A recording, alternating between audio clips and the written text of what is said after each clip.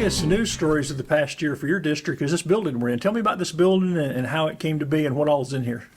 This building is part of the extensive bigger plan of what we're doing with penny sales tax money, and I guess it was the final piece of it.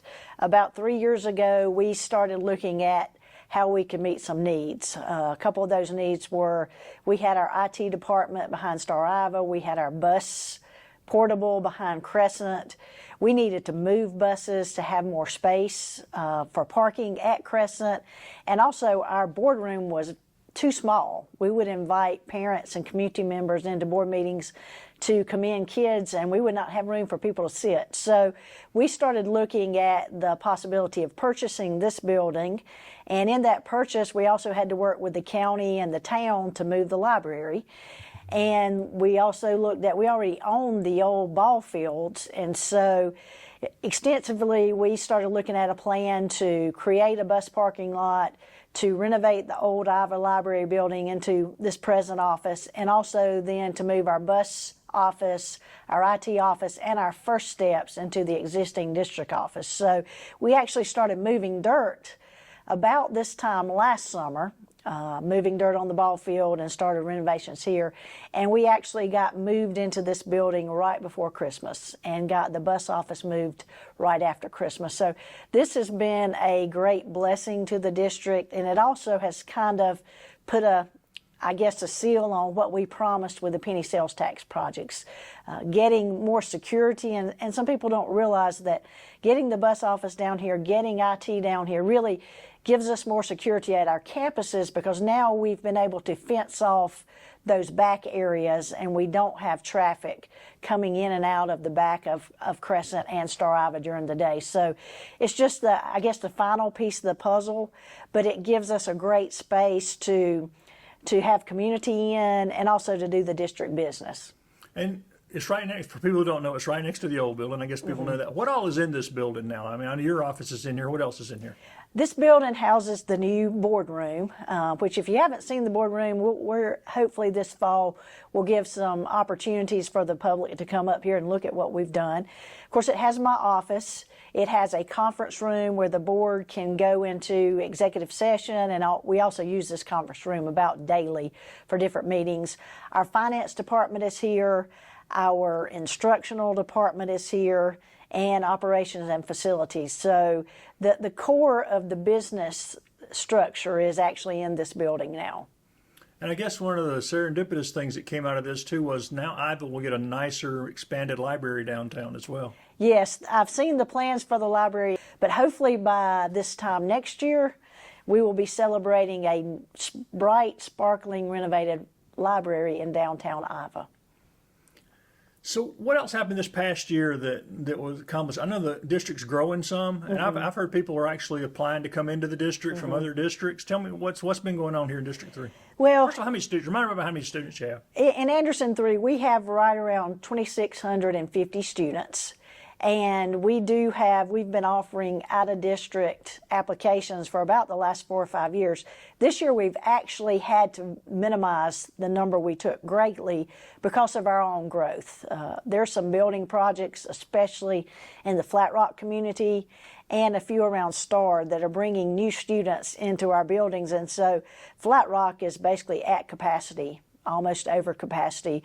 Star Elementary is close, and so we've had to really turn away more of the out-of-district children this year than ever before, just because we've had to make sure we can meet the needs of our in-district children. But it's a great problem to have, that people from other districts see what you're doing and they want to come to your district. So Crescent High School ended the year over 800, and we expect to start the year around 850, and Crescent keeps growing at an all-time high. So we're doing lots of things right in Anderson 3, and I'll tell you, it starts with a great faculty and staff. There's something about the people we're hiring, and there's something about Star Iva people that's just special. We just come in and we take care of children. Children are our why.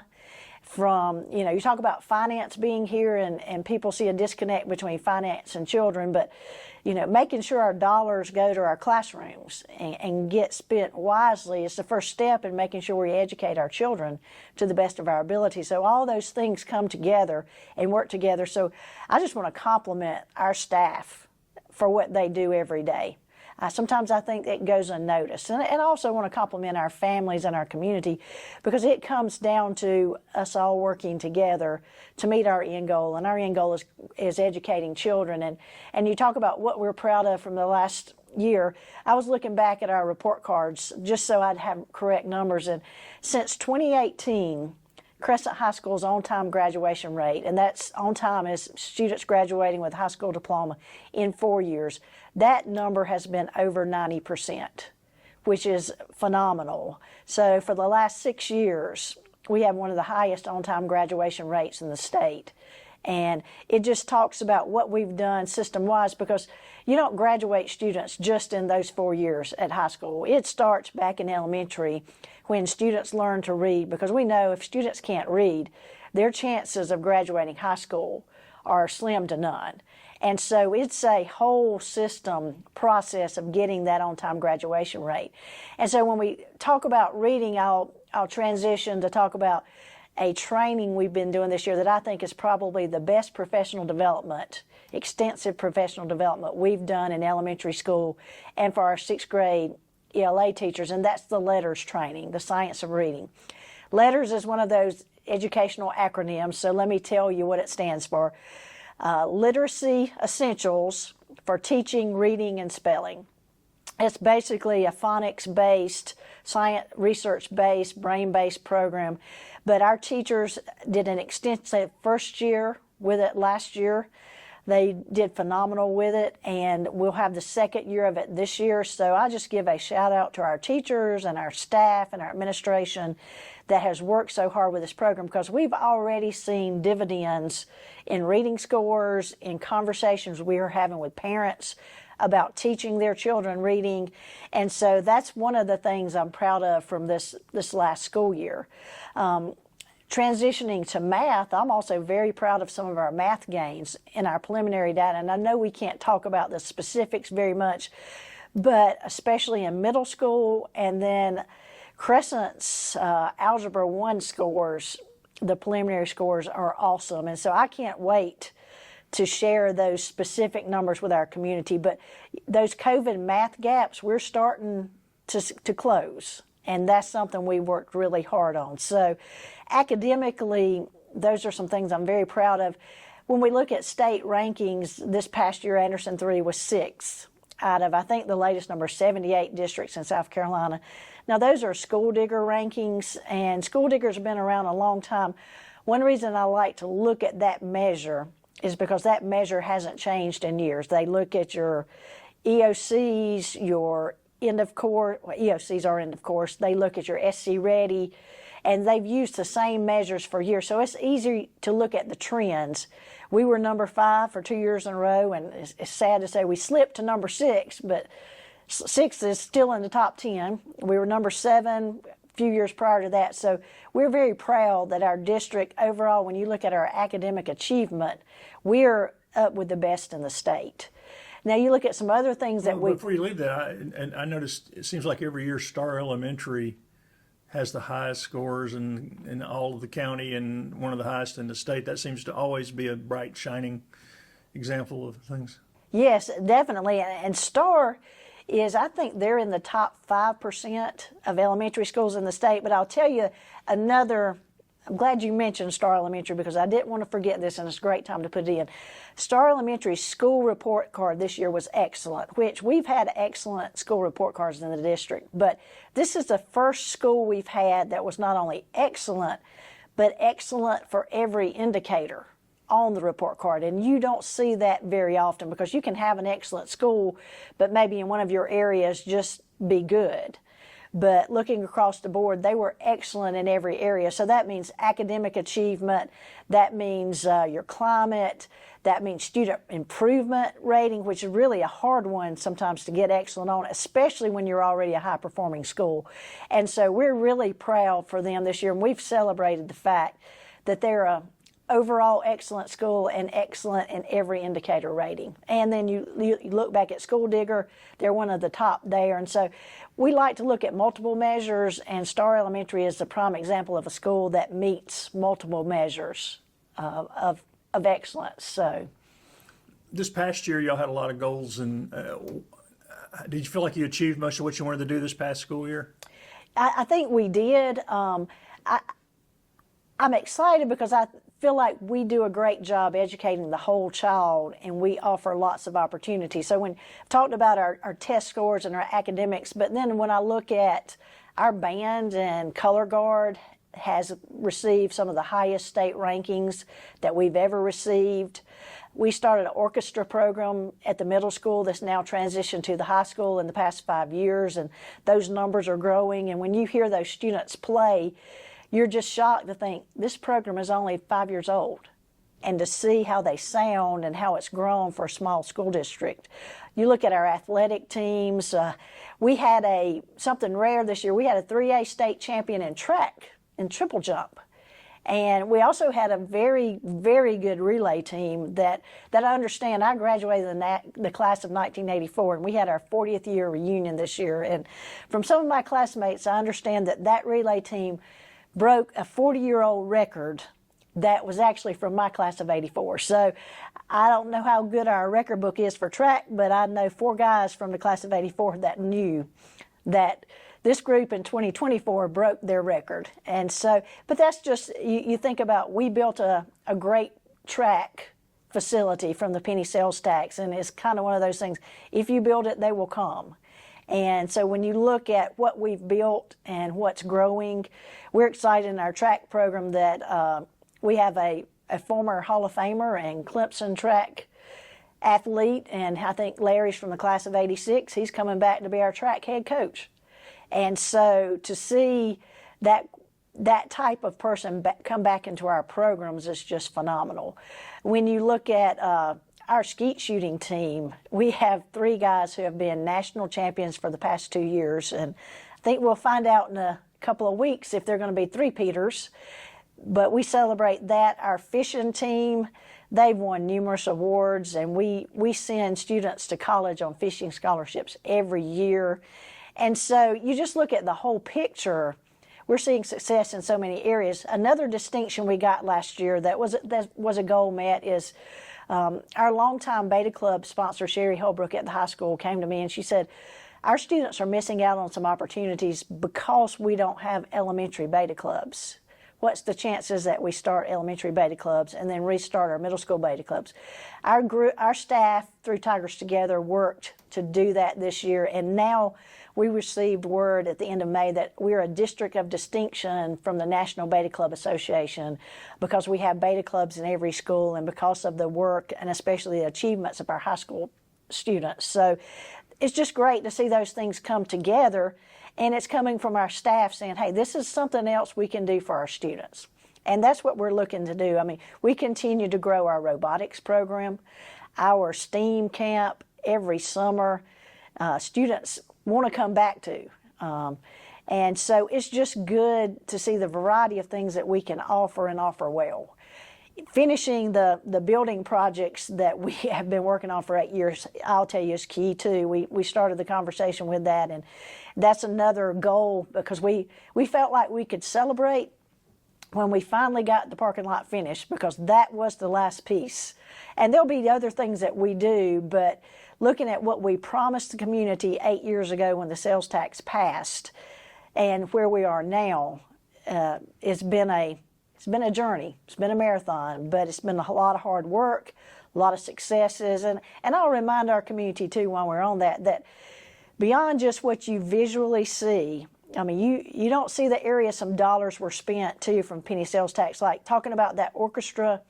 We put lots of money into that program to buy instruments to get it started because we knew that would be a roadblock. We've put money into band instruments and just to the band program and uniforms. We've purchased technology to be one-to-one and continue that and have flat panels in our classroom. The square footage of roofs that have been repaired and put on our buildings is something that you don't recognize as much, but we don't have as many leaks in our old buildings as we used to. And we kind of look at it and say, well, it rained 4 inches yesterday, but we can't find it in our buildings. And that's progress. The HVAC projects that we've done, the painting, the floors that we've had to dig up and repair old pipes. A lot of that was funded with penny sales tax. And those are the projects that you don't see, but it makes a difference in the climate of the classroom. And those would have had to have been funded through millage increases or something, because you can't not have roofs that don't leak and HVAC that doesn't work and stuff like that. Right. That's exactly correct, because as you know, our buildings are old. Except Flat Rock, I think, is the newest one, and it's almost 20 years old now, which is hard to believe. Ivy Elementary is second to that, and it was built in 1972. I remember that because I was in the first grade there when we moved in. And then you go to Star Ivy and Star are the oldest two buildings. And so, we do a great job maintaining buildings. That's one thing I can say, but it takes money to do it. And you're right, without the penny sales tax, we would have had to look for other sources. We're excited this year that we didn't have to ask for a millage increase in our budget. That was a goal the board set, and I set with the goal, and we've passed the budget. It'll go to the county board on Monday night for final approval, but it does not have a millage increase in it. And the penny sales tax helps with that. We're settling in now to the new schedule, and I think this year, at least in my memory, August 1st is the earliest anybody's ever started school in Anderson County. Do you feel like that's a good thing for your district?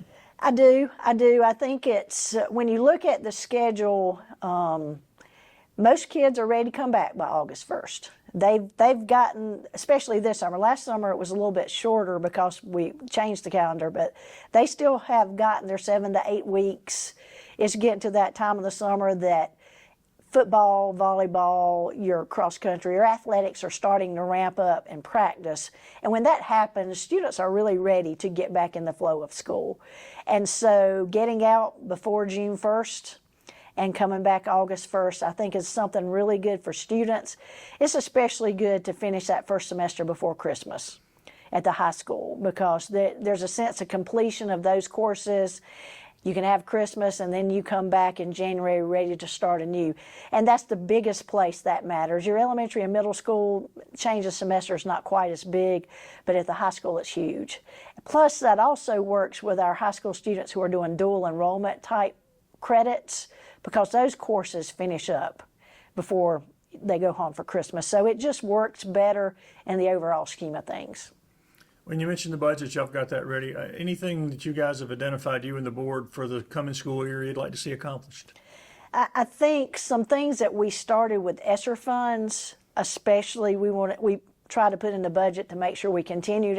And some of those things were our after-school programs at our elementary schools. We used to fund those out of title funds, but getting a permanent place in the budget. So we'll run after-school programs, especially as we get ready for testing February, March, April. And with those programs, we have to provide busing to get students home. This past year, we also did a after-school program at Star Ivy Middle School, and every day we would have in this after-school program, and again, February, March, April is when we're hitting it hard, 75 to 100 students in a middle school after-school program. And so those have been things that we funded with other funds that we made sure we got in the budget this year. The other thing we've done very strategically is made sure that any positions we added with ESSER funds, if we needed to keep those, we found a permanent spot in the budget for them. And that's especially important with teachers when you're doing class size reduction, trying to keep that class size reduction. And I think that's the biggest goal our board had that we've maintained, is in elementary schools having that 18 to 1 at least. And I'll say in our early grades, it's even better than that, probably 15, 16 to 1. But our board has been diligent to keep class size small all the way through. And I think you see that in our budget, because there's places where we could have probably, if you purely looked at enrollment, could have cut a teaching position. But instead, especially at Flat Rock, we added 2 2 teaching positions. At Star Elementary, we kept an ESSER position and made it a permanent position. At Crescent and Star Iva, we have integrated at least 2 or 3 positions into the budget over the last 2 years. And so I think 88% of our budget is staff. And so when you look at our budget goals, it's really, can we keep those highly qualified teachers, interventionists, assistants in the classrooms with our students, because we know that's where it will make a difference. What else do y'all have on y'all's agenda for this school year? I mean, you've got these buildings pretty much done. Anything else building-wise or any other structures? Well, we do have some things, because you never stop looking, and as I told you, our buildings are old, and so one thing we're looking at kind of strategically over the next couple of years is really to replace Star Iva. We need our high school and middle school to be in close proximity. And so finding some land to purchase around Crescent so that we have the possibility of either building a new high school and moving Star Iva to Crescent, or building a new Star Iva close to Crescent. I mean, that's the natural next progression for the district. And so something we're doing this year, and one thing the state has offered for us and actually has started the process, is they paid for someone to come down and do a facility study. That person came at the end of May, and so we haven't got that report yet, but because we're one of the, I think our index of tax paying ability is, I think we're 17th lowest in the state, and so we qualify for them to do that for us. And so we're going to take that facility study and also match it with a population study that we're doing so that we can really project out our building needs. We know Star Iva and Star Elementary are our oldest 2 buildings that we're really going to need to have a answer for in the next 5 years. But also Flat Rock, that area is growing phenomenally. The great thing about Flat Rock is there's already plans where you could add classrooms to Flat Rock easily. Now I say easily, the plans are there. Of course, the financial cost comes in, but that's the easiest school to add on to if we have to.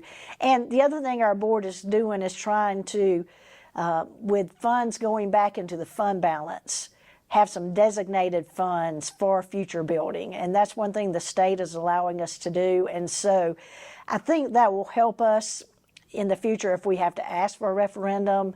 One of the things the state is looking at is a state infrastructure bank where, and I don't know exactly how it would work, and it's very early stages, where maybe there could be some grants or some loans that districts could take out through those funds and not actually have to do a referendum.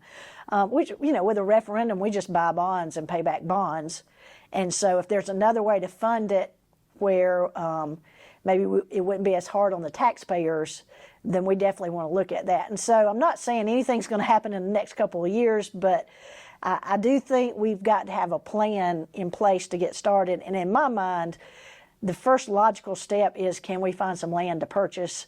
I look at what Anderson Ford's doing in building Pendleton High School.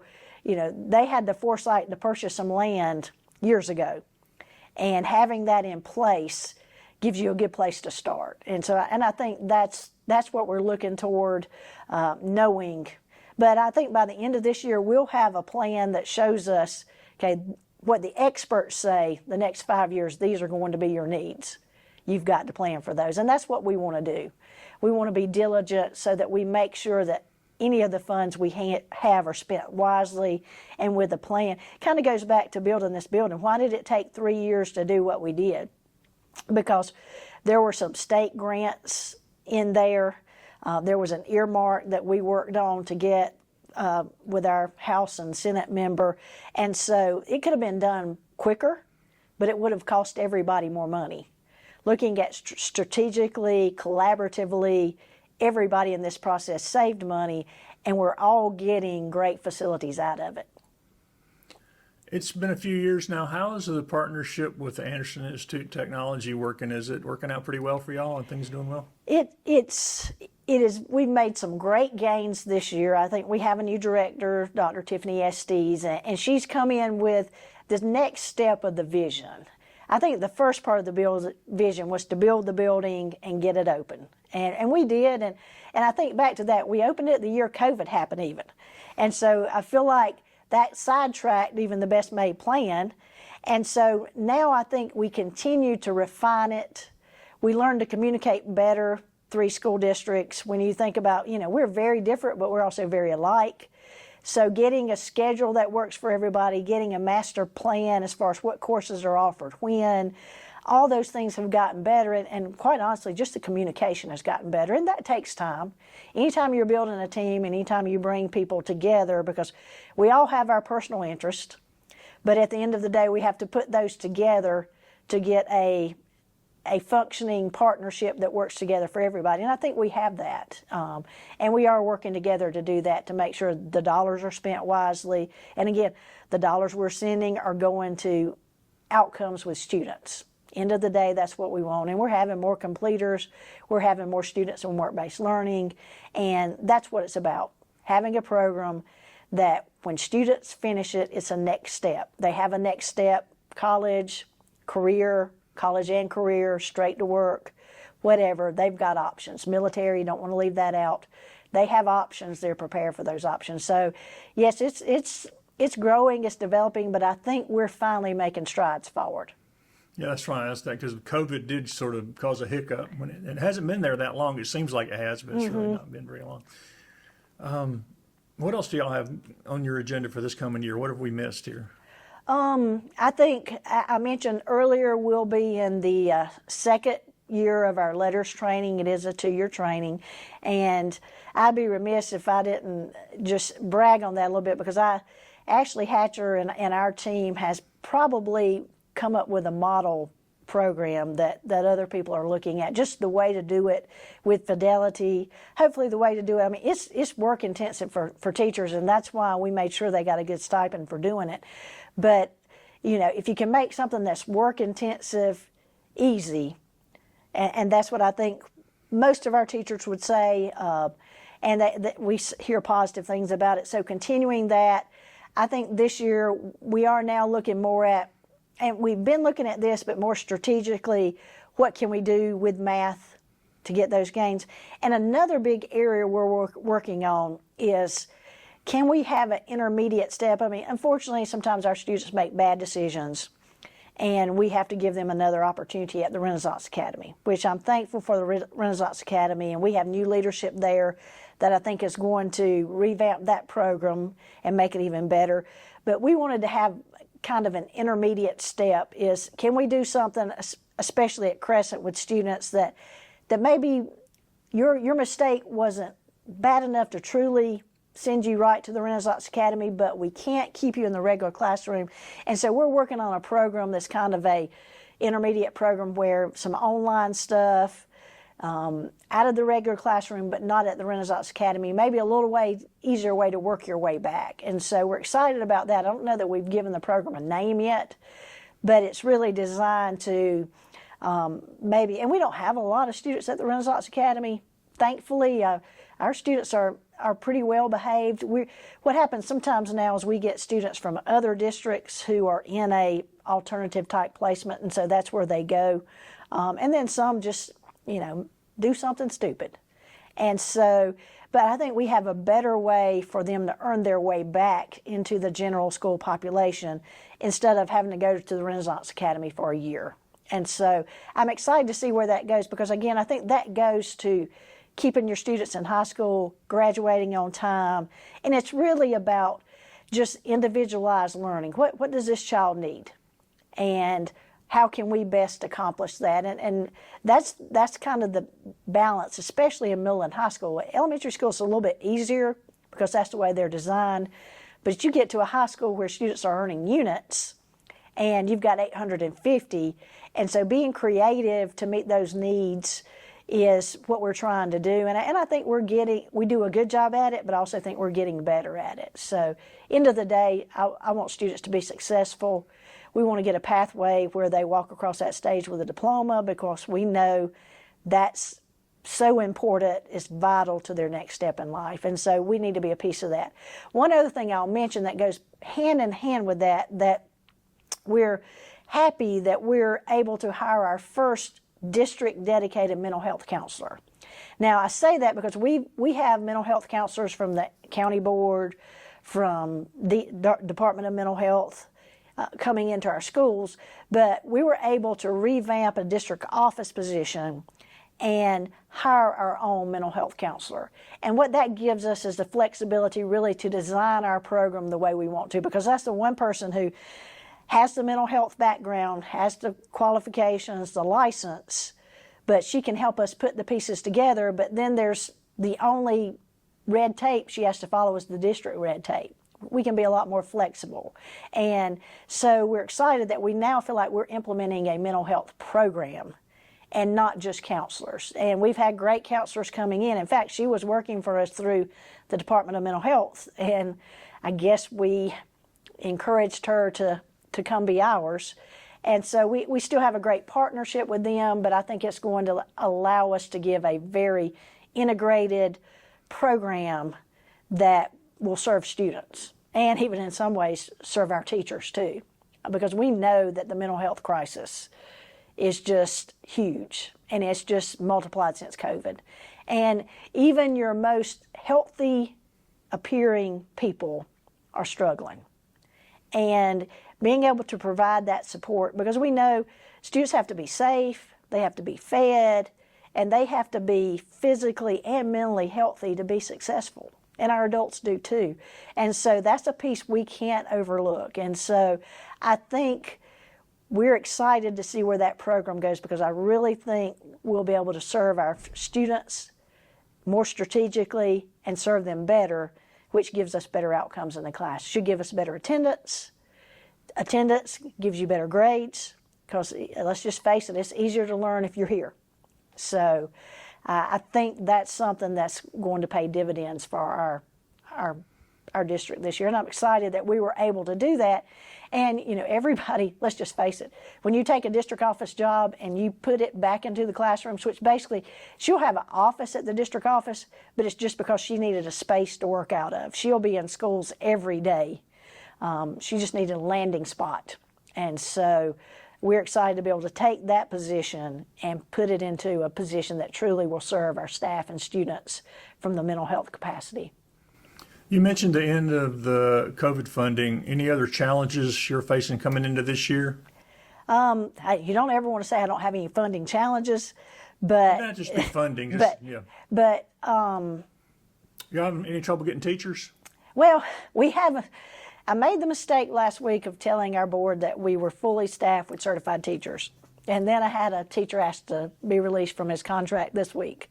Thankfully, it's in a band area, and so there are some candidates out there, and I told him, like I tell everybody else, I will try to find a replacement for you, because I truly believe teachers are happiest, work best where they're happiest. And he wants to go closer home, and I get it. He wants to go to the place where he grew up and went through band, so I get that, and I think we're going to be able to accommodate him. So it's a very big race to get teachers, and we're fortunate that even with that one, I still think we're going to start school fully staffed.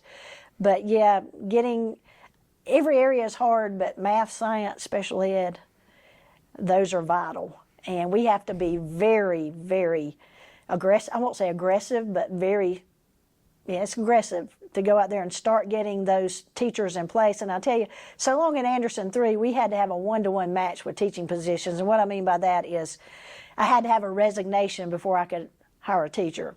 Thankfully, you know, our fund balance is right now 28-30%. Which is healthy. The board goal is 25, and so to have it up there, and that's the fund balance beyond really what's designated for hopefully future building projects, which we're just now starting to build. So, And for people who don't know, that impacts a lot of things, credit ratings and all sorts of stuff to keep, Right. make sure your fund balance, you're supposed to keep that there. That's right, yeah. right. You're supposed to keep that there. You're supposed to have 3 months of operating expenses in case you have a state cut, which some people have forgotten 2009 in the school business. I have not, because I was in the district office when we had to cut everything we could, and that's when your fund balance is vital. But having that strong fund balance now means that if I've got a great math candidate in January, I might be able to offer them a contract. Just knowing your math, I'm going to need you, and if I don't need you right now, we'll just make class size smaller. Special ed, we were fortunate to hire 2 special ed teachers this year that went through Project Create with us. And Project Create is that state program where some of your assistants can go through a state program and get their teaching degree and college degree, and we were able to basically grow 2 of our own and hire 2 of our own. We have a couple more in that program, and I tell you, when they're on track to be done, I'm hoping to offer them a contract, because those are just the type of positions you don't let get away. Because I've been doing this long enough to know that you may not have a position in January, but come June, you will wish that person hadn't got away. Yeah, are you concerned that, teacher enrollment's down? I mean, teacher education enrollment seems to be dropping, and I am concerned with that, because there's just not the number of people going into education. And we're trying to make education look more attractive. And, when I'm on the task force at the state to look at teacher retention, teacher recruitment, and we look at the pay. And I mean, the pay has increased, and I will say it has increased, but I will tell you, when you look at that, a lot of people say, well, you get the summers off, and, your daily rate's pretty good, and it is, but what people don't realize about teaching is it's a 24-hour job. You don't go home and put it down. You go home and grade papers, you go home and do lesson plans, you come back to PTO, all those things is what. I'm guessing you've got teachers already setting up their classrooms now, too, right, even though they're right. not getting paid to come back. Right. They do all those things, and so, yes, the pay's gotten better, and I'm excited. We're over $49,000 for starting pay. Last year, I was not happy that we were the lowest paying in the county when it was all said and done. This year, I think we're going to be probably 3rd. I'll put that out there very loud. But also, I was looking, we're only $800 behind number 1. So 49.3, I think, is where we're starting, and that's a good start for teachers. And so the pay's getting better. I think working on being a better advocate for our profession too. Sometimes the loudest voices are the most unhappy teachers. And I think our happy teachers have got to get louder too. And I mean that, and that's starting with me, is, there's some bad places to work and there's some good places to work. And what I hope our staff knows from our administrative staff is, I'm going to do everything I can to support you and make your life easier within reason. Now, it's still going to be hard work, and I believe in hard work. So, but I'll support you the best I can to make that hard work easier, because at the end of the day, it's about loving students and wanting positive outcomes with them. And that's where your heart has to be with any job. It's, if you go into it purely from how much money you make, you'll be miserable with anything. And so you've got to kind of match that with the expectations of the job. So I think hopefully we're starting to capture some students back. I do think 2009 still hurts us, because I remember that time. I've been in the district office 18 years now, and I remember thinking to myself, I never thought teachers' pay would be cut. I never thought the state wouldn't fund education fully. And when you had to cut teachers' pay or take days away, who would encourage your child in 2009 to go into it if that's what you were doing? And I think some repercussions are still there, and I think we're rebounding from that some, but I think that's part of the thing we're dealing with. And I also think we have to look at this generation. I've been doing some studies with how the different generations think, and I think it's Generation X that we're dealing with most now, or the millennials. I'm sorry, I'm Generation X. I think barely. I cross over into the baby boomers a little bit, probably a mindset. The millennials are more of that work-life balance, but there's also this interesting, the work has to have meaning. And so I think if we can tie all those things together, better pay, remind everybody of who we're here for, but understand there's got to be a work-life balance with it too. I heard a retiring superintendent the other day said that he had missed more of his children's things than some of the kids in the school district. And while I think that's a true statement for many, I also think that's sad, because I want to I want to find that balance, and I want our teachers to find that balance between, yeah, I've got responsibilities to my children, but you're never going to be happy if your personal children suffer because of that. So let's find a way to meet both, because I think that's how you keep and that's how you attract people back into education. You don't have to give up your family to work for us. You don't have to give up your family and love other kids more than your own. No. I want you to love them like your own, but we can talk about how you can do both and be successful with both. And I think that's where you get mentally healthy teachers, motivated teachers, because it starts with being happy in any position that you're doing. If you're not happy, if you're not settled, then you're not going to be successful in anything you're doing. And I think I got on a soapbox there, but I truly believe we've got to take care of every area of our lives to be successful in any area.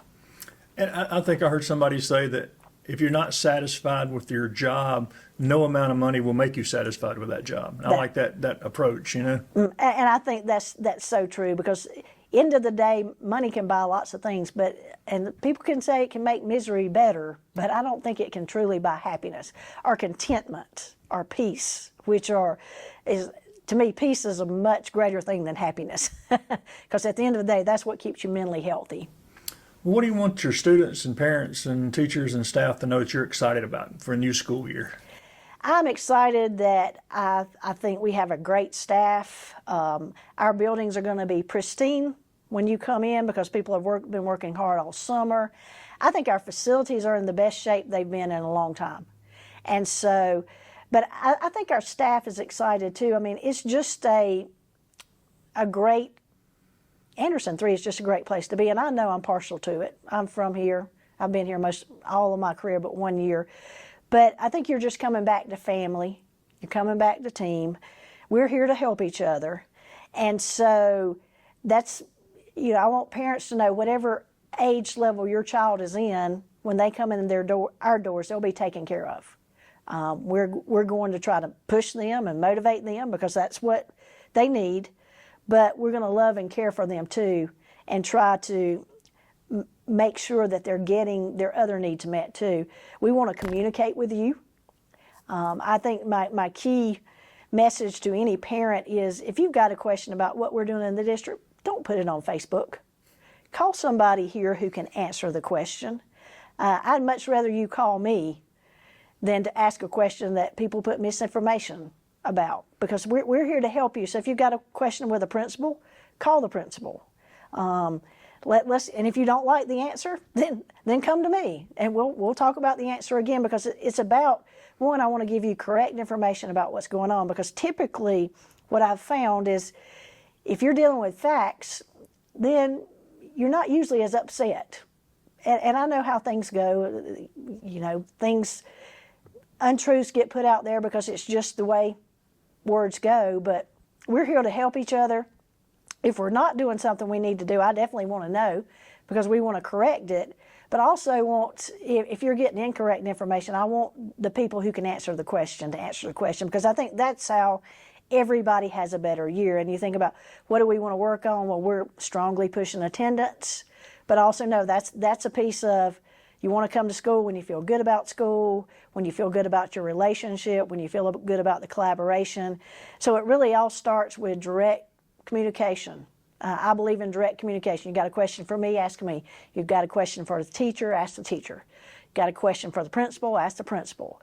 Go to the most direct source that can give you the best information, the most knowledge on the information.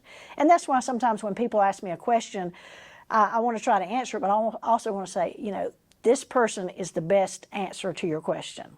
So go talk to that person. Then if you're still not happy, let me know. I'll dive into it deeper. And it's not that I'm trying to put anybody off. I want the person with the best information giving you the answer first, trying to settle it there. So I think that's a long answer, but I love working with people. I love relationships. I think that's what school's about. I think that's when it really gets down to it, why do I like to come to work every day? Why have I been doing this this is my 36th year, why am I still here? Is because I love walking into a K-5 classroom and sitting down in a little chair beside a child, and if it's appropriate, reading a book with them. In fact, my most stressful days, sometimes I just go sit down in a K4 or K5 class, because sitting in a little chair beside a K5 child who wants you to read a book to them can give you perspective. And, and also like going to the high school, but they're a whole different animal, but seeing them do the higher level things and just seeing that excitement, especially on a football Friday night and everybody's wearing their jersey, or the volleyball players are wearing their jersey, and you see that sense of school pride, and you see that relationship, and you realize this is a great community to be in, to be a part of, and this is where people thrive and grow. And so that's what excites me about starting school again, is we're coming back to that atmosphere.